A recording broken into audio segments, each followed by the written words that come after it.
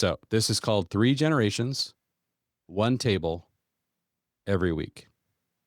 Business guru Jim Collins pointed out the power of the single metric when he wrote, quote, "There is one metric that towers above all others, one metric to track with obsession, one metric upon which the greatness of the entire enterprise hinges. It's not easy to find, but for every organization, there is one metric that, once everyone is focused on it, brings every activity into such focus and provides such crystal clarity that maintaining that focus makes achieving the mission a matter of time. I've seen the power of a single metric in practice.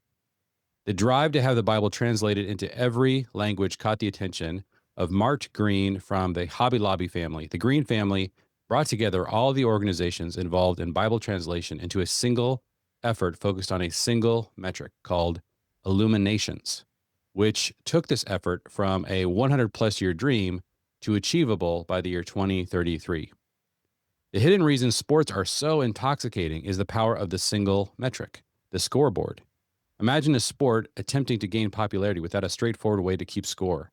That's the game I was playing in our attempt to achieve our mission to restore the biblical blueprint of the family as a multi-generational team on mission.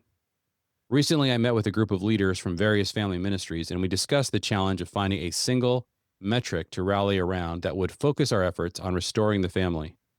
I spent 2 months thinking about this problem, and at a gathering in a hotel in Denver, an idea struck me that I want to share with all of you. This is my proposal for a single metric that could focus our efforts and achieve our mission. 3 generations, one table, every week. Could we count how many families have achieved this goal? I would guess that less than 5% of families are experiencing this kind of weekly meal. In contrast, I would guess that more than 50% of families in the state of Israel participate in this practice. We've lived in Israel on and off for the past 30 years, and seeing Gen 2 and Gen 3 families and individuals stream by the thousands to Gen 1's house on Friday afternoon in time for a Shabbat dinner is a sight that is seared into my mind. Israel is also the only country in the developed world with an above replacement fertility rate, and second place isn't even close. And if you're watching this on YouTube, I can show you guys real quick what this crazy chart looks like.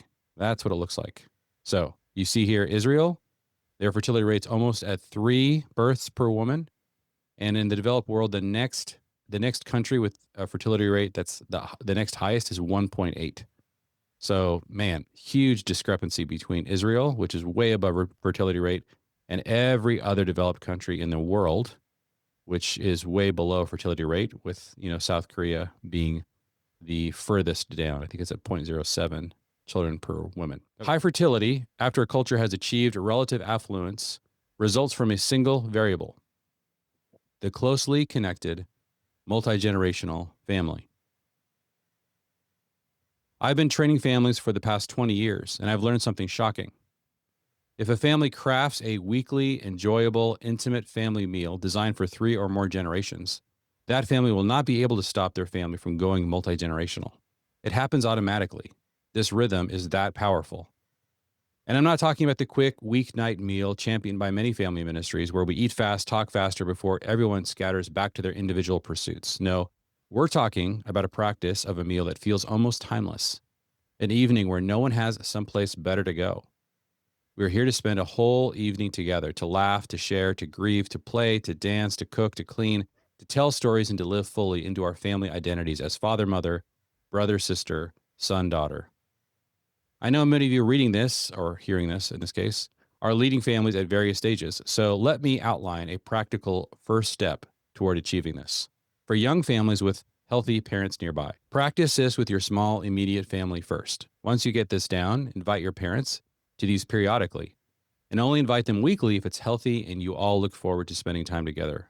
If not, see the next options. What about for young families with unhealthy parents? You can try this once or twice to see if it'll work, but if not, please don't get discouraged. This rhythm is still for you and for your family. The only difference is that you will achieve 3 generations when your kids have kids. That's okay. It's a considerable achievement. It took generations for your family to become broken, and it will take generations to heal your family. But if you do this well, your grandchildren will never know a time before the experience of this multi-generational meal. For young families with healthy parents far away, Let your parents experience this when they come for a visit. Have them share stories. Give them a seat of honor at the table. Let them know this will happen every week. Their visits will likely get longer and more frequent, and at some time in the future, a move is likely to happen in your direction. For families with older kids, tread carefully here. Your kids may have been trained that family should always be sacrificed on the altar of personal preferences. It usually takes a father repenting to his teens that he has led them toward hyper-individualism and a request to get their buy-in on a new experimental practice. Ask them to agree to try this for a couple of months. Let them help with the menu, with the activities, and sometimes even invite friends. They have to want to do this for this to take hold in the next generation. And so, lastly, for grandparents with adult kids, make this easy on your adult kids. Make it an amazing experience for your grandkids. Maybe start once a month to not overwhelm your adult kids and make it more frequent after they love this rhythm and you have their buy-in. Everyone can slowly and steadily move their family toward a practice of 3 generations, 1 table every week. If we focus our efforts on this single metric, the broken Western family will be something our great-grandchildren will only know about through studying our sad and confused period of history.